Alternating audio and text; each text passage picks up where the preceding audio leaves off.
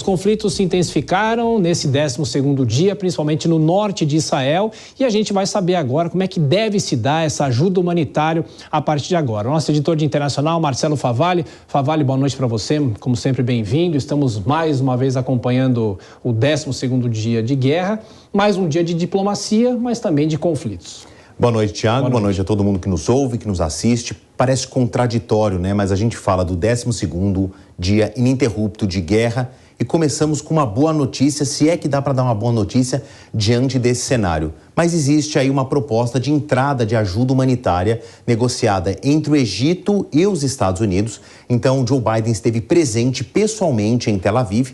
Não é a capital financeira, a maior cidade, dando um apoio ali físico, isso é muito importante nas entrelinhas, para o seu maior aliado na região, que é o primeiro-ministro Benjamin Netanyahu. Então, porém, Thiago, e todo mundo que nos acompanha, são até 20 caminhões de ajuda humanitária que Israel disponibilizou. Não é nenhuma maldade, Israel fala de logística, porque cada centímetro, cada pacote, cada carregamento vai ter que ser minuciosamente investigado para saber o que é, para evitar que esse corredor humanitário, essa abertura aí de entrega de suprimentos, não abra uma brecha para o Hamas, ou a célula terrorista do Hamas, receber, por exemplo, munições ou outros artigos que possam ser usados contra Israel. Então são até 20 caminhões. Soa bastante, mas eu lembro que em Gaza são 2 milhões, mais de 2 milhões de habitantes, a maioria ali numa situação muito periclitante, então essa ajuda humanitária é um alívio, é um suspiro, mas está longe de ser uma solução. E houve em Gaza essa movimentação, né, do norte para o sul principalmente, né? Então é saber para onde que esses caminhões serão dirigidos nesse momento, né, Favalli? Eles muito provavelmente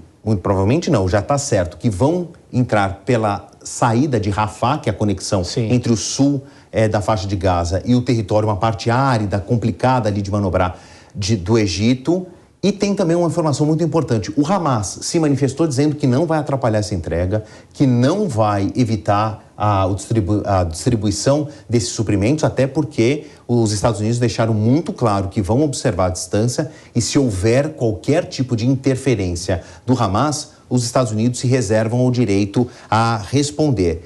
E uma informação agora de último momento, que o Observatório Sírio dos Direitos Humanos, que é uma organização sem fins lucrativos que há mais de 10 anos ajuda vítimas da guerra civil, disse agora há pouco que Israel bombardeou posições do governo sírio, sem dar muitos detalhes.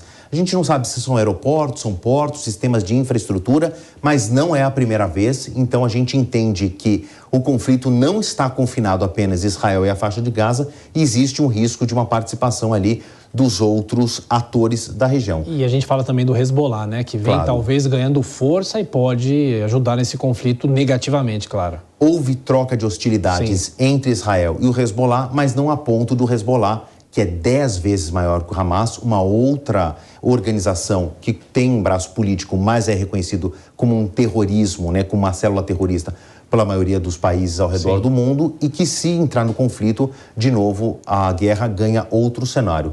Para encerrar, o número de vítimas que, infelizmente, chega perto de 5 mil. Vou trabalhar com números aproximados, nós estamos falando algo em torno de 4.800, 3.300 ou algo na casa de 3.300 mortos entre os palestinos, mais de 1.400 mortos do lado israelense, e já é o conflito mais sangrento dos últimos 50 anos na região, envolvendo Israel e palestinos, Thiago. E a gente vem também discutindo a questão diplomática, não é, Favalli? E a ida do presidente dos Estados Unidos, Joe Biden, ao que tudo indica, ajudou pelo menos nessas manobras, né? Para que os caminhões pudessem entrar. Claro, houve uma participação direta de Joe Biden nessa negociação com o Egito. Ele se encontraria com uma espécie de uma mini cúpula árabe.